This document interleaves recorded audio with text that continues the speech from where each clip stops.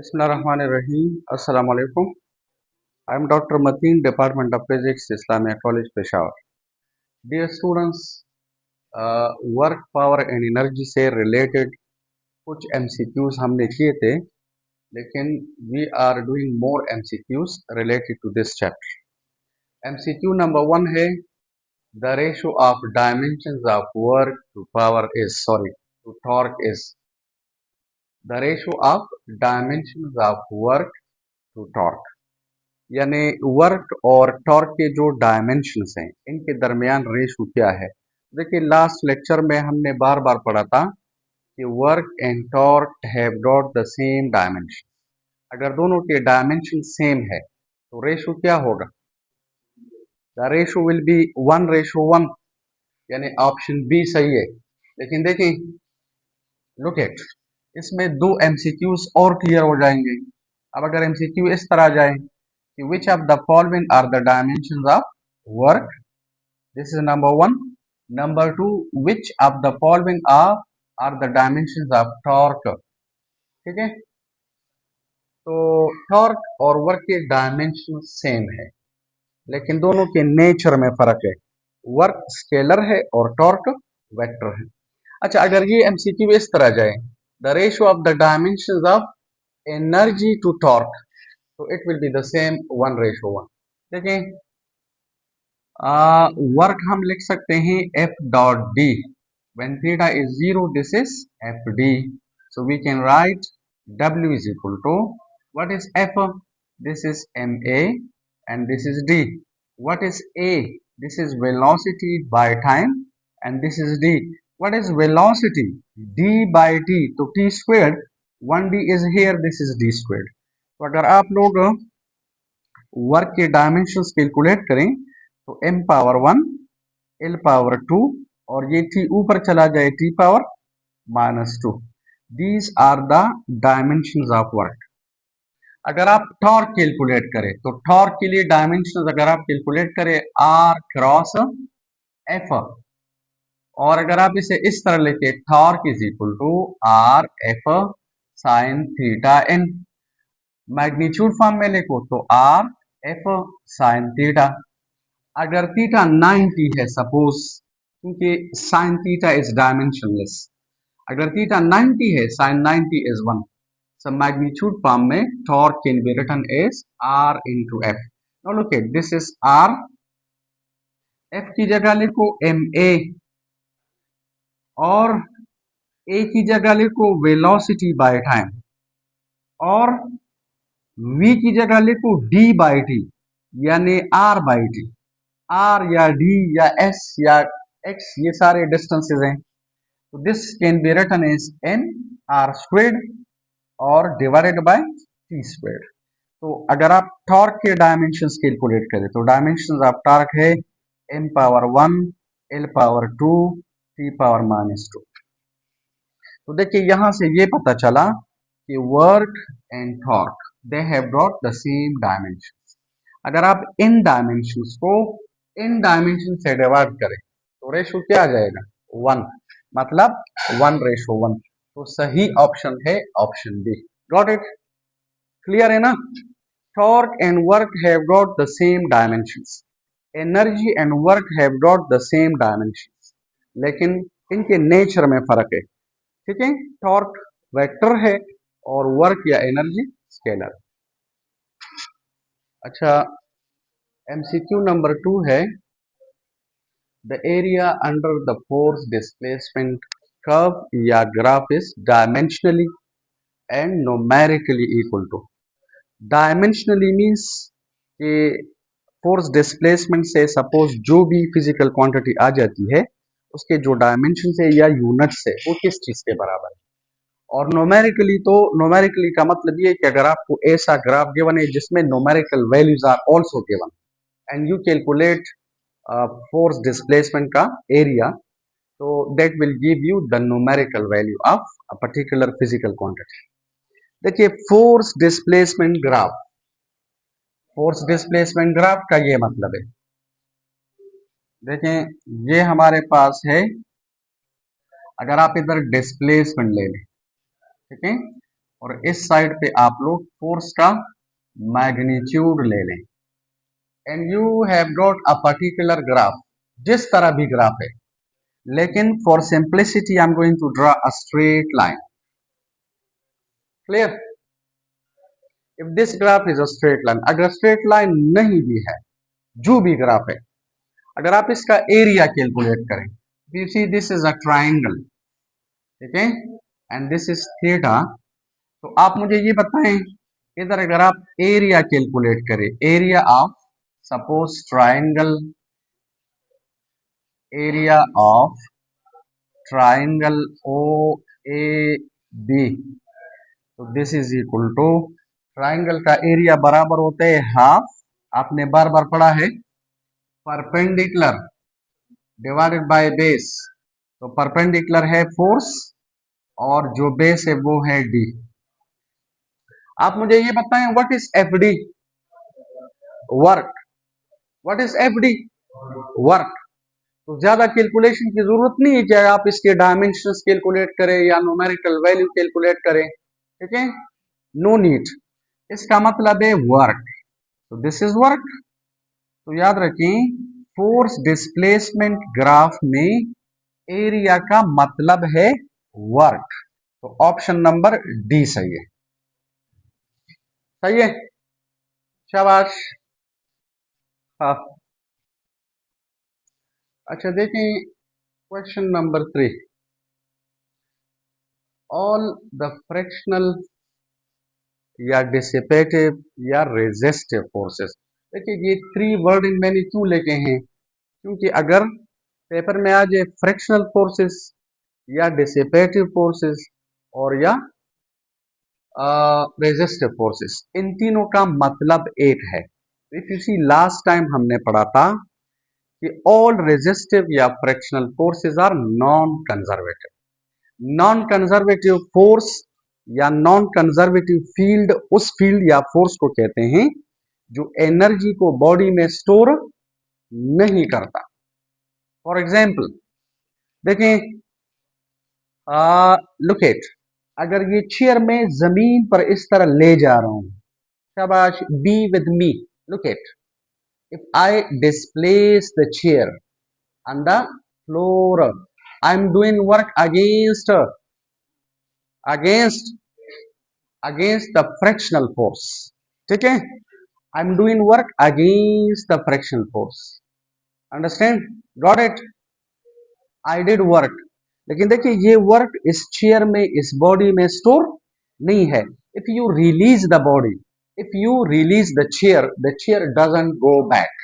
इसका मतलब है रेजिस्टिव फोर्सेस एनर्जी को कंजर्व यानी बॉडी के अंदर सेव नहीं करती। कंजर्व लफ्ज का मतलब है बचाना, सेव करना, स्टोर करना। इसी वजह से हम कहते हैं कि all the frictional and dissipative forces are non conservative because they don't conserve energy, these forces don't store energy in the body, so all dissipative forces are non conservative, ठीक है, they are non conservative। याद रखिए हमने बार बार पढ़ा था कि gravitational forces conservative, electric forces या field is conservative, magnetic force आप लोगों के लेवल पे कंजर्वेटिव। अब अगर एमसीक्यू में आ जाए कि which of the following forces is conservative और लिखा है ग्रेविटेशनल फोर्स, इलेक्ट्रिक फोर्स और मैग्नेटिक फोर्स, और डी में लिखा है ऑल ऑफ देम, तो ऑल ऑफ देम। तो इसके बाद जो एमसीक्यू है वो यही एमसीक्यू है, इसे मैं नहीं कर रहा, तो ऑल ऑफ देम। देखिए ग्रेविटेशन फोर्स कंजर्वेटिव है, लुक एट, प्रैक्टिकली देखो, आप मुझे ये बताएं, if I am displace in this body against the gravity, तो देखें I am applying force, the displacement is covered, the work is done by me on this body which is stored in this body as its gravitational potential energy, energy इस body में store हो गई, understand. अब अगर आप इस body को छोड़ दें, the body is coming back, इसका मतलब है ग्रेविटेशनल फील्ड या ग्रेविटेशनल फोर्स इज कंजर्वेटिव। तो all the frictional forces, all the dissipative forces या all the resistive forces are non conservative. ठीक है. अच्छा देखिए, MCQ नंबर 4 है, which of the following is conservative force. ठीक है, मेडिकल 2007 क्वेश्चन नंबर 196.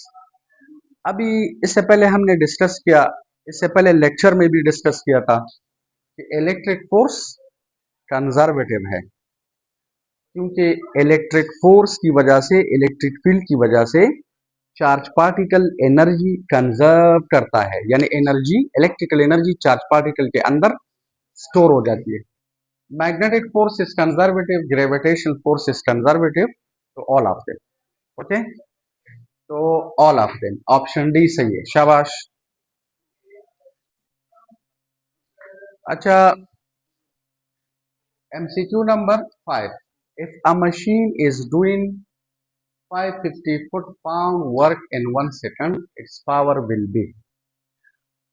हमने लास्ट टाइम डिस्कस किया था पिछले लेक्चर में या वीडियो में कि foot pound is the unit of work in FPS system. If you remember, foot pound is the unit of work. तो कहते हैं कि अगर एक मशीन 1 सेकंड में 550 फुट पाउंड वर्क करती है तो उसकी पावर कितनी होगी. तो याद रखें, बाय डेफिनेशन, ये हमने पढ़ा है, सिर्फ रेपिटेशन है, आप लोगों के लिए रेपिटेशन है, जो न्यू व्यूअर्स हैं उनको फायदा होगा. देखें, by definition 1 horse power is 33,000 foot pound पर मिनट. अगर एक आदमी 1 मिनट में 33,000 फुट पाउंड काम करता है तो his power will be equal to 1 horse power. That power is said to be 1 horse power in the language of mechanics. Now look at, अगर ये मैं इस तरह लिखूं 33,000 फुट पाउंड, इधर फुट पाउंड है तो हमने इसे चेंज नहीं करना है, और लिखा है इन 1 सेकंड, तो इसका मतलब है मिनट की जगह लिखो 60 सेकंड. अंडरस्टैंड. ये 0 0 के साथ कैंसल, और 3300 को 6 से डिवाइड करो तो इससे आ जाएगा 550 foot pound per second. This is called 1 horse power. तो क्वेश्चन ये है कि if a machine, a man, a body, whatever, a machine is doing 550 foot pound work in 1 second, its power will be. तो याद रखिए, its power is said to be 1 horse power. ठीक है, तो this is MCQ. लेकिन याद रखिए, another MCQ, अगर ये हम इस तरह लेके 1 horse power is equal to 550, और 1 फुट में हमने बार बार पढ़ा है 0.3048 मीटर के बराबर है, और 1 पाउंड में how many newton are there, 4.45 newtons. ठीक है, शाबाश. और डिवाइडेड बाय सेकंड, तो ये मैं लिख सकता हूं 1 हॉर्स पावर इज, अगर आप ये मल्टीप्लाई करें तो this is 746 newton into metre divide by second. अच्छा, अब गौर से देखो, अगर ये इस तरह लिखे, if a machine is doing 550 foot pound work in 1 second, its power will B, for example option A में लिखा है 1 हॉर्स पावर, ऑप्शन बी में लिखा है, ठीक है ना, 746 न्यूटन पर सेकंड, तो बोथ ए एंड बी. लेकिन अगर ऑप्शन सी में लिखा है 746, what is newton into metre, joule, joule per second. अगर ऑप्शन ए में ये लिखा है, ऑप्शन बी में ये लिखा है, ऑप्शन सी में ये लिखा है, तो डी में ऑल ऑफ देम. लेकिन आपको पता है जॉल पर सेकंड का क्या मतलब है, जॉल पर सेकंड का मतलब है वॉट. क्लियर. अब अगर सपोज ऑप्शन ए में ये लिखा है, ऑप्शन बी में ये लिखा है, ऑप्शन सी में ये लिखा है, तो फिर भी ऑल ऑफ देम। ठीक है, तो ये 2-3 एमसीक्यूज और जो है वो बन जाते हैं। बहरहाल इसमें ऑप्शन सी सही है।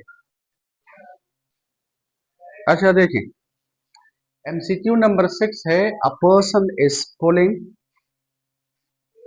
Upward a body of mess 16 kg। हमें मेस गिवन है with a speed 4 meter per second. If g is equal to 10 meter per second squared, the power will be। देखें, अगर एक आदमी किसी बॉडी को इस तरह ऊपर ले जा रहे, देखें अपवर्ड, इस तरह ऊपर ले जा रहे यूनिफॉर्म वेलोसिटी से 4 मीटर पर सेकंड से। Look at the concept. देखें, अगर आप इसे ऊपर ले जा रहे हैं तो you are doing work, and this work is stored in this body as its gravitational potential energy।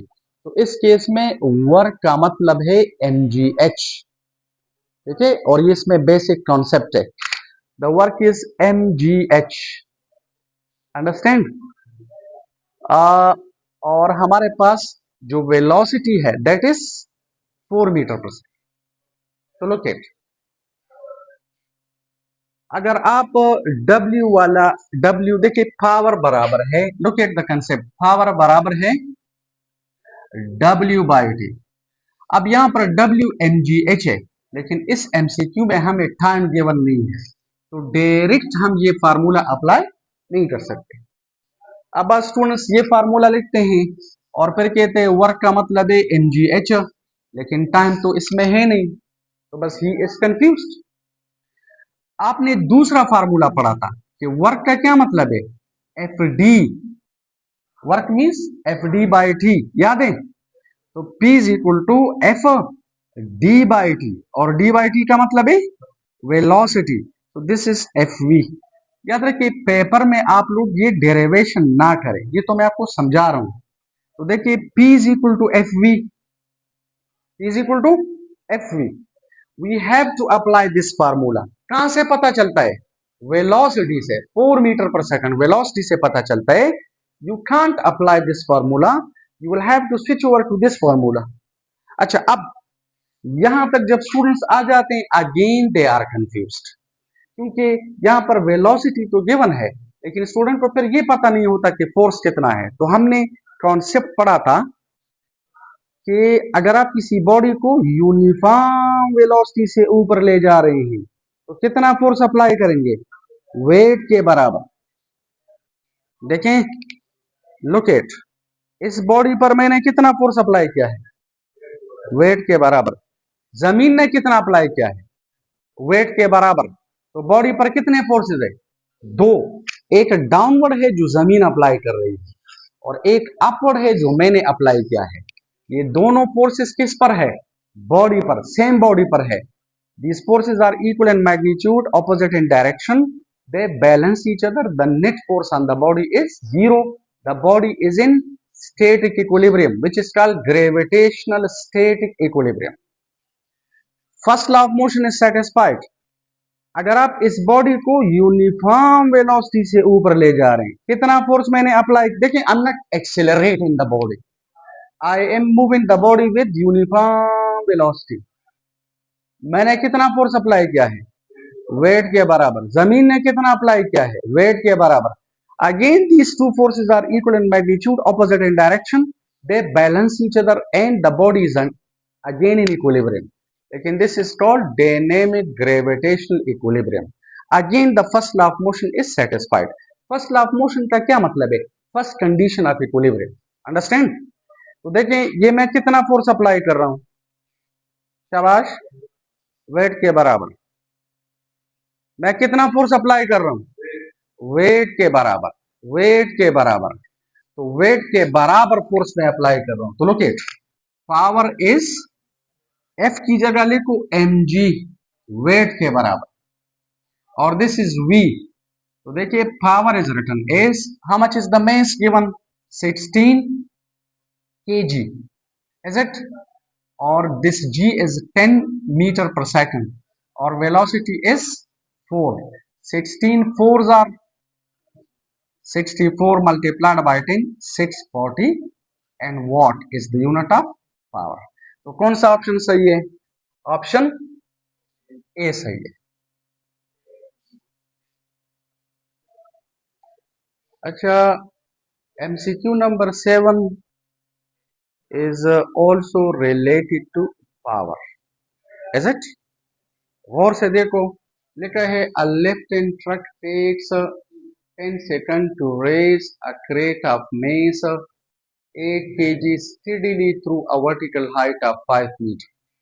देखिए यहाँ पर हमें MCQ में टाइम गिवन है और mess of the crate given है, हाइट गिवन है, कहते हैं पावर कैलकुलेट करें. अब इसमें हमें वेलोसिटी गिवन नहीं है, लेकिन इधर एक लफ्ज लिखा है स्टेडीली. तो स्टेडीली का मतलब है कि ट्रक या जो भी है, फॉरगेट अबाउट दिस. देखिए बहुत स्टूडेंट्स कंफ्यूज हो जाते हैं कि ट्रक जो है वो क्रेट को ऊपर ले जा रहे, ठीक है, ट्रक के आप पे जो भी है, फॉरगेट अबाउट दिस.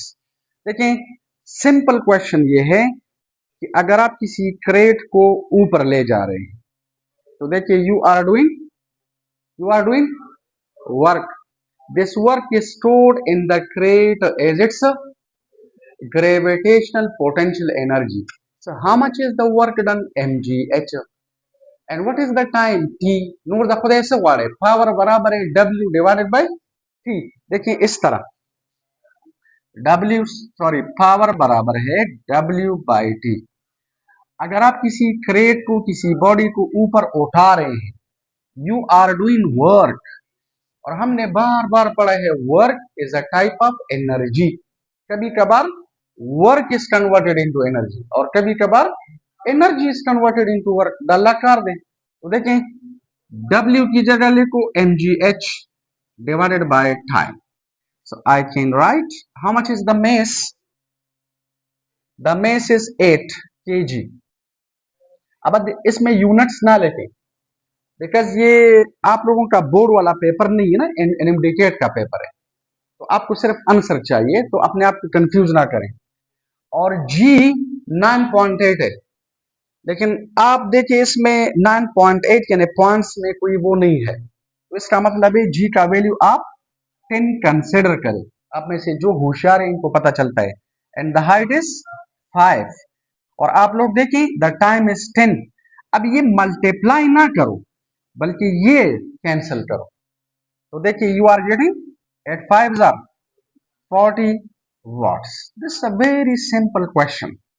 अगर स्टूडेंट्स को ये लिंती और मुश्किल नजर आ रहा होते, but this is very simple. तो कौन सा ऑप्शन सही है? Option C. अच्छा, क्वेश्चन नंबर या MCQ नंबर 8 है the product of pressure and volume has the same SI base units S.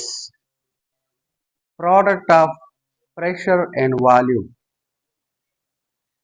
तो प्रेशर और वॉल्यूम को अगर आप मल्टीप्लाई करें ना, तो आप ऐसा करें इनके डायमेंशंस कैलकुलेट करें. एक मेथड ये है, लेकिन डायमेंशंस और यूनिट्स का तकरीबन सेम मतलब होता है.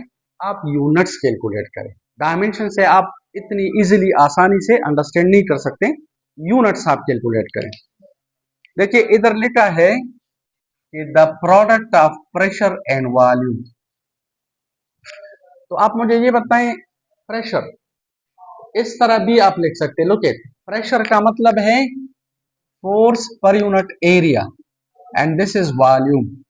तो आपको पता है फोर्स का यूनिट है न्यूटन, एरिया का मीटर स्क्वायर और वॉल्यूम का इस आई सिस्टम में वॉल्यूम का यूनिट क्या है? Metre cube. Metre cube. तो देखें 1 मीटर स्क्वायर इसके साथ कैंसल, इधर 1 मीटर रह जाता है. So I will write newton into metre. What is newton into metre? Joule. ये है फोर्स और ये है डिस्प्लेसमेंट. तो फोर्स मल्टीप्लाइड बाय डिस्प्लेसमेंट का मतलब है वर्क, यानी जूल. और आपको पता है work and energy are the same thing because they are inter convertible. Okay, work and energy have the same dimension, the same units. तो आप मुझे ये बताइए, जाउल इन चारों में से किसका यूनिट है? किसका? एनर्जी का। तो सही ऑप्शन है एनर्जी। पावर का यूनिट है जाउल पर सेकंड यानी वॉट, और फोर्स का यूनिट है न्यूटन। और याद रखिए, अगर डी में सपोज सिर्फ हीट लेटा हुआ होता, ठीक है, हीट, तो हीट इज ऑल्सो एनर्जी, तो फिर इसमें both A and B, B and C इस तरह लिखना चाहिए था, लेकिन ये हीट कैपेसिटी है, तो हीट कैपेसिटी का यूनिट जूल नहीं है।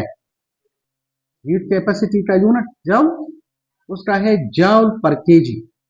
स्पेसिफिक हीट का यूनिट है जूल पर केजी केल्विन, और हीट कैपेसिटी का यूनिट है जूल पर केजी। अंडरस्टैंड? ठीक है ना? तो याद रखिए, ये ऑप्शन गलत है, ये भी गलत है, ये भी गलत है। सही ऑप्शन है एनर्जी। ठीक है। अच्छा देखें, एमसीक्यू गौर से पढ़ो, एक एक लफ्ज पढ़ो। जब आप पेपर में भी पढ़ते हैं तो जरा केयरफुली पढ़े, कम से कम 3 दफा पढ़े।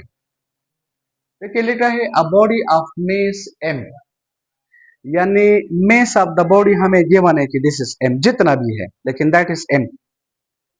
Moves at constant speed v, मतलब v is also given for a distance s, s is given against a constant force f, f is given. What is the power required to sustain this motion? यानी अगर आपने किसी constant force के खिलाफ किसी body को move करना है विद अ कांस्टेंट वेलोसिटी, तो क्वेश्चन ये है कि how much power should sustain this motion. Sustain का मतलब है बरकरार रखना, इसको मेंटेन रखना, यानी अगर आप इस बॉडी पर कितना पावर अप्लाई करें, यानी इसका मतलब है कि पर सेकंड आप कितना कितना काम करें इस बॉडी पर, तो ये इसी वेलोसिटी से या स्पीड से मूव करेगी। So we are interested in power, we are going to calculate power. ठीक है। अब लुक एट, इधर देखें, एफ डॉट एस का क्या मतलब है? Work. Forget about this, we are interested in power, तो ऑप्शन डी गलत है। What is F S? Work. Half F S है, 3 एफ एस है, 10 एफ एस है, लेकिन डायमेंशनली दिस इज वर्क। ये वर्क है, ये भी वर्क है। What is this? Energy, kinetic energy है। ठीक है, पावर तो नहीं है। अब आप देखिए, ये गलत है, ये गलत है, ये गलत है, बस इस पर ना सोचें। सही ऑप्शन है ए। लेकिन आपको पता है, देखिए हमने बार बार पढ़ा है, पावर का ओरिजिनल फार्मूला है W/T। This is by definition, by definition power is W/T। लेकिन आपको पता है वर्क इज F.D या S डिवाइडेड बाय T। ये मैं लिख सकता हूं F और dot S divided by T। What is S by T? Velocity. So the power could be written as F dot V. This is another formula for the power. तो सही option है option A. अच्छा देखें, MCQ number 10 है, a car of mass m, mass of the car हमें given है which is m। ठीक है, जितना भी है forget about that, has an engine which can deliver power P। Engine की जो पावर है वो हमें गिवन है P। What is the minimum time in which the car can be accelerated from rest to a speed v? तो देखें, we are interested in time, we are going to calculate time। कौन सा time वो मैं बता रहा हूं। अगर आप इन ऑप्शंस को गौर से देखें, ठीक है ना, ऑप्शंस को अगर आप गौर से देखें, तो इसमें जो ऑप्शन बी है ये गलत है। ये तो फौरन नजर आ रहा है कि गलत है, क्योंकि ये पावर है, ये भी पावर है, तो they are cancelled, you are getting half, and half is dimensionless. We are interested in time. अब देखिए इसका यूनिट नहीं है because this is constant half. Power power के साथ कैंसिल करो, वी आर गेटिंग हाफ। तो ये ऑप्शन गलत है, फॉरगेट अबाउट दिस ऑप्शन। अब बाकी ऑप्शंस को हमने चेक करने हैं, लेकिन आप लोग अगर देखें हमारे पास सपोज अगर ये एक कार है, बेटा suppose this is a car, ठीक है। लुक एट द कंसेप्ट कि इसका मतलब क्या है। अगर ये कार है और ये कार एट रेस्ट है, तो एट रेस्ट का मतलब है इनिशियल वेलोसिटी इज जीरो। इस कार का मेस है m और इसका इंजन पावर कितनी पावर सप्लाई कर रही है, पावर p। क्लियर। अच्छा अगर आप इसे स्टार्ट करें सपोज और देखिए ये कार मूव कर रही है, तो वेलोसिटी आहिस्ता आहिस्ता बढ़ जाती है, बढ़ जाती है, बढ़ जाती है, बढ़ जाती है, बढ़ जाती है। तो इंक्रीज इन वेलोसिटी का मतलब है acceleration. The car is accelerated to a velocity v। मतलब अगर इनिशियल वेलोसिटी जीरो है तो फाइनल वेलोसिटी या स्पीड इज v। ये v हमें गिवन है। अगर ये कार आप एक्सेलरेट कर रहे हैं, बल्कि इंजन एक्सेलरेट कर रही है, तो हमारे पास जो फाइनल वेलोसिटी है दिस इज v। क्वेश्चन ये है कि अगर ये कार रेस से स्टार्ट लेती है और एक्सेलरेट एक्सेलरेट क्यों एक्सेलरेट हो रही है, because the engine supplies power, और power means work done per unit time, यानी engine is doing work on the car, so the car is accelerated और it gains a velocity v। Question ये है कि in how much time does the car gain this speed, कितने time में ये car इतनी speed attain करती है। तो पावर का ओरिजिनल फार्मूला है very simple, this a very simple question. देखिए पावर का ओरिजिनल फार्मूला है P is equal to W by T। We are going to calculate time, तो this is W divided by P and P is the power delivered by the engine and W is the work done by the engine on the car।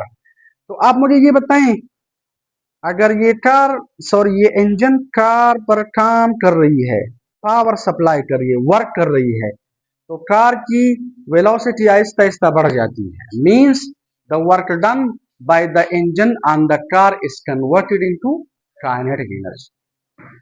ठीक है, so this is kinetic energy. ये जो work done है according to the work energy principle, this is kinetic energy. देखिए car जा रही है, so car does have a particular kinetic energy. So time आ जाएगा, इधर लिखो M V squared divided by 2, this is kinetic energy, और देखिए मल्टीप्लाइड बाय टी। तो कौन सा ऑप्शन सही है, शाबाश, ऑप्शन सी सही है। ठीक है, option C is it. Tomorrow इंशाल्लाह we will do MCQs related to energy। इस चैप्टर का जो लास्ट पोर्शन है, तो energy means potential energy, kinetic energy, फिर वर्क एनर्जी प्रिंसिपल, और फिर हम इसके वेलोसिटी से रिलेटेड कुछ MCQs करेंगे। Thank you very much.